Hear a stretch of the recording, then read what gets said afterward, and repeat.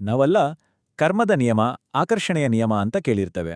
ಆದ್ರೆ ಇವೆಲ್ಲವನ್ನು ಮೀರಿ ನಿಲ್ಲುವ ಅತ್ಯಂತ ಶಕ್ತಿಶಾಲಿಯಾದ ಇನ್ನೊಂದು ನಿಯಮ ಇದೆ ಅಂತ ಗೊತ್ತಾ? ಅದೇ ಅನುಗ್ರಹದ ನಿಯಮ. ಬನ್ನಿ ಇವತ್ತು ಇದ್ರ ಬಗ್ಗೆ ತಿಳಿದುಕೊಳ್ಳೋಣ. ಎಷ್ಟೋ ಸಲ ಏನಾಗುತ್ತೆ ಅಂದ್ರೆ ನಾವು ತುಂಬ ಪ್ರಯತ್ನ ಪಡ್ತೀವಿ, ಲಾ ಆಫ್ ಅಟ್ರಾಕ್ಷನ್ ತರದ ಸಿದ್ಧಾಂತಗಳನ್ನ ಬಳಸ್ತೀವಿ. ಆದ್ರೂ ಜೀವನ ಎಲ್ಲೋ ಒಂದ್ ಕಡೆ ನಿಂತುಬಿಟ್ಟಿದೆ, ಮುಂದೆ ಹೋಗ್ತಾ ಇಲ್ಲ ಅಂತ ಅನ್ಸುತ್ತೆ ಅಲ್ವಾ? ಇದು ತುಂಬಾ ಜನರಿಗಾಗುವ ಅನುಭವ. ಈ ಹೋರಾಟಕ್ಕೆ ಪರಿಹಾರವೇ ಅನುಗ್ರಹದ ನಿಯಮ ಅಥವಾ ಲಾ ಆಫ್ ಗ್ರೇಸ್. ಇದು ಎಂಥ ನಿಯಮ ಅಂದ್ರೆ ಜೀವನ ನಮ್ಮ ವಿರುದ್ಧವಾಗಿ ಅಲ್ಲ, ನಮ್ಮ ಮೂಲಕ, ನಮ್ಮ ಜೊತೆ ಹರಿಯಕ್ಕೆ ಶುರುವಾಗುತ್ತೆ. ಎಲ್ಲವೂ ಸುಲಭ ಅನ್ಸೋಕೆ ಶುರುವಾಗುತ್ತೆ. ಸರಿ, ಹಾಗಾದ್ರೆ ಈ ಅನುಗ್ರಹದ ನಿಯಮ ಅಂದ್ರೆ ಏನು? ಇದು ಹೇಗೆ ಕೆಲಸ ಮಾಡುತ್ತೆ? ಇದನ್ನ ಅರ್ಥ ಮಾಡ್ಕೋಬೇಕಂದ್ರೆ ಮೊದಲು ಬ್ರಹ್ಮಾಂಡದ ಬೇರೆ ನಿಯಮಗಳ ಜೊತೆ ಇದನ್ನ ಹೋಲಿಸಿ ನೋಡ್ಬೇಕು. ಬನ್ನಿ ನೋಡೋಣ. ನೋಡಿ, ಮೊದಲನೇದು ಆಕರ್ಷಣೆ ನಿಯಮ.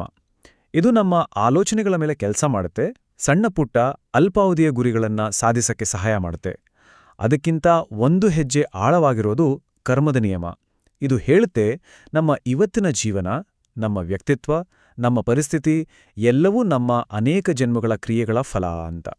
ಈಗ ಒಂದು ಬಹಳ ಮುಖ್ಯವಾದ ವಿಷಯವನ್ನ ಅರ್ಥ ಮಾಡ್ಕೊಳ್ಳೋಣ. ಅದೇ ಮಾಯೆ. ಮಾಯೆ ಅಂದ್ರೆ ಏನು? ಇದನ್ನ ನಮ್ಮ ರಿಯಾಲಿಟಿಯ ಒಂದು ಆಪರೇಟಿಂಗ್ ಸಿಸ್ಟಮ್ ಅಂತ ಅನ್ಕೋಬಹುದು. ಅಂದ್ರೆ ನಾವು ಬದುಕ್ತಿರುವ ಸಮಯ, ಸ್ಥಳ ಮತ್ತು ಕಾರಣ ಪರಿಣಾಮ ಅನ್ನೋ ಚೌಕಟ್ಟಿನೊಳಗೆ ಎಲ್ಲವೂ ನಡೆಯುತ್ತೆ. ಇದೇ ಮಾಯೆ. ಇಲ್ಲಿರೋ ಇಂಟ್ರೆಸ್ಟಿಂಗ್ ವಿಷಯ ಏನಂದ್ರೆ, ನಾವು ಮಾತಾಡಿದ ಆಕರ್ಷಣೆಯ ನಿಯಮ ಮತ್ತು ಕರ್ಮದ ನಿಯಮ ಇವೆರಡೂ ಕೂಡ ಈ ಮಾಯೆಯ ಗಡಿಯೊಳಗ ಮಾತ್ರನೇ ಕೆಲಸ ಮಾಡೋದು. ಅವು ಕೂಡ ಈ ಆಪರೇಟಿಂಗ್ ಸಿಸ್ಟಮ್ನ ಒಂದು ಭಾಗ ಅಷ್ಟೇ. ಹಾಗಾದ್ರೆ ಈ ಮಾಯೆಯ ಗಡಿಯ ಆಚೆ ಏನಿದೆ? ಆಚೆ ಒಂದು ಅನಂತವಾದ, ಅಪಾರವಾದ ಶಕ್ತಿ ಇದೆ. ಅದನ್ನೇ ನಾವು ದೇವರು ಅಂತ ಕರೆಯೋದು. ಆ ಶಕ್ತಿಯನ್ನ ತಲುಪೋದೇ ಅನುಗ್ರಹದ ನಿಯಮದ ನಿಜವಾದ ಅರ್ಥ.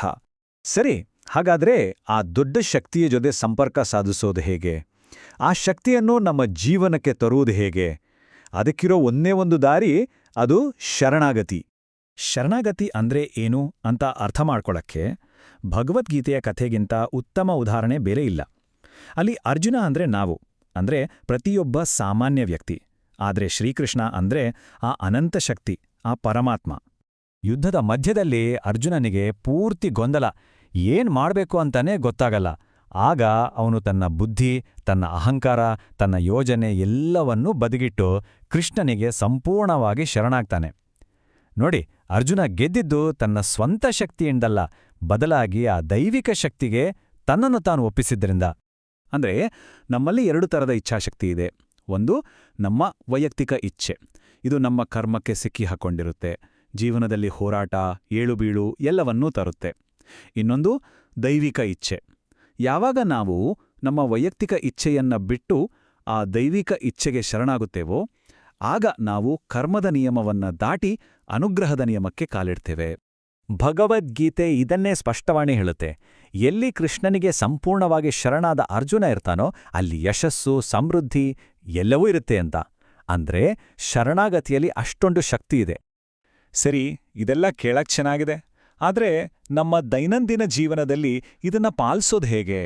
ಅದಕ್ಕಿರೋ ಸುಲಭವಾದ ಉತ್ತರವೇ ಉಪಾಸನ. ಏನಿದು ಉಪಾಸನ? ತುಂಬಾನೇ ಸರಳವಾಗಿ ಹೇಳೋದಾದ್ರೆ ಆ ದೈವಿಕ ಶಕ್ತಿಯ ಜೊತೆ ಒಂದು ವೈಯಕ್ತಿಕ ಸಂಬಂಧವನ್ನ, ಒಂದು ಕನೆಕ್ಷನ್ ಅನ್ನ ಬೆಳೆಸ್ಕೊಳ್ಳೋದು. ಈ ಅಭ್ಯಾಸವೇ ನಾವು ಪ್ರತಿದಿನ ಶರಣಾಗತಿಯನ್ನ ಪ್ರಾಕ್ಟೀಸ್ ಮಾಡೋಕೆ ಸಹಾಯ ಮಾಡುತ್ತೆ. ಈ ಉಪಾಸನೆಯಲ್ಲಿ ಎರಡು ಮುಖ್ಯವಾದ ದಾರಿಗಳಿವೆ. ಒಂದು ನಿರ್ಗುಣ, ಅಂದ್ರೆ ದೇವರನ್ನ ಯಾವುದೇ ರೂಪ ಇಲ್ಲದೆ ಒಂದು ಶುದ್ಧ ಪ್ರಜ್ಞೆಯಾಗಿ ಧ್ಯಾನ ಮಾಡೋದು. ಇನ್ನೊಂದು ಸಗುಣ, ಅಂದ್ರೆ ನಮಗೆ ಇಷ್ಟವಾದ ದೇವರ ರೂಪವನ್ನ, ಉದಾಹರಣೆಗೆ ಶಿವ, ಕೃಷ್ಣ, ದೇವಿ ಹೀಗೆ ಒಂದು ರೂಪವನ್ನ ಇಟ್ಕೊಂಡು ಪೂಜೆ ಮಾಡೋದು. ನೋಡಿ, ಆಧ್ಯಾತ್ಮಿಕ ಪಯಣ ಶುರು ಮಾಡುವಾಗ ರೂಪವೇ ಇಲ್ಲದ ಒಂದು ಅನಂತ ಶಕ್ತಿಯ ಮೇಲೆ ಗಮನ ಇಡೋದು ಸ್ವಲ್ಪ ಕಷ್ಟ ಆಗ್ಬೋದು. ಅದಕ್ಕೆ ಹೆಚ್ಚಿನ ಜನರಿಗೆ ಸಗುಣ ಉಪಾಸನೆ ಅಂದ್ರೆ ಒಂದು ರೂಪದ ಮೂಲಕ ಆರಾಧಿಸೋದು ತುಂಬಾ ಸುಲಭ ಮತ್ತು ಶಕ್ತಿಶಾಲಿಯಾದ ದಾರಿ. ಆ ರೂಪ ನಮಗೆ ಆ ಅನಂತ ಶಕ್ತಿಯ ಜೊತೆ ಕನೆಕ್ಟ್ ಆಗೋಕೆ ಒಂದು ಆಧಾರದ ಥರ ಕೆಲಸ ಮಾಡುತ್ತೆ. ಹಾಗಾದ್ರೆ ಈ ಅನುಗ್ರಹದ ನಿಯಮವನ್ನ ನಮ್ಮ ಜೀವನದಲ್ಲಿ ಆಕ್ಟಿವೇಟ್ ಮಾಡಕ್ಕೆ ಒಂದು ಸರಳವಾದ ಕೇವಲ 5 ನಿಮಿಷದ ಬೆಳಗಿನ ಆಚರಣೆ ಏನು ಅಂತ ನೋಡೋಣ ಬನ್ನಿ. ಇದನ್ನ ಮಾಡೋದು ತುಂಬಾನೇ ಸುಲಭ. ಮೊದಲನೇ ಹಂತ, ನಿಮಗೆ ಯಾವ ದೇವರ ರೂಪ ತುಂಬಾ ಇಷ್ಟವೋ, ಯಾರ ಜೊತೆ ಒಂದು ಕನೆಕ್ಷನ್ ಇದೆಯೋ ಆ ರೂಪವನ್ನ ಆಯ್ಕೆ ಮಾಡಿಕೊಳ್ಳಿ. ಎರಡನೇ ಹಂತ, ಪ್ರತಿದಿನ ಬೆಳಿಗ್ಗೆ ಆ ದೇವರ ಫೋಟೋ ಅಥವಾ ಮೂರ್ತಿ ಮುಂದೆ ಕುಳಿತುಕೊಳ್ಳಿ. ಮೂರನೇ ಹಂತ, ಒಂದು ಹೂವು, ಒಂದು ಹಣ್ಣು, ಏನಾದ್ರೂ ಒಂದು ಸಣ್ಣ ಅರ್ಪಣೆ ಮಾಡಿ. ಮತ್ತು ಕೊನೆಯ 4ನೇ ಹಂತ, ಆ ದೇವರ ಜೊತೆ ಮನಬಿಚ್ಚಿ ಮಾತಾಡಿ.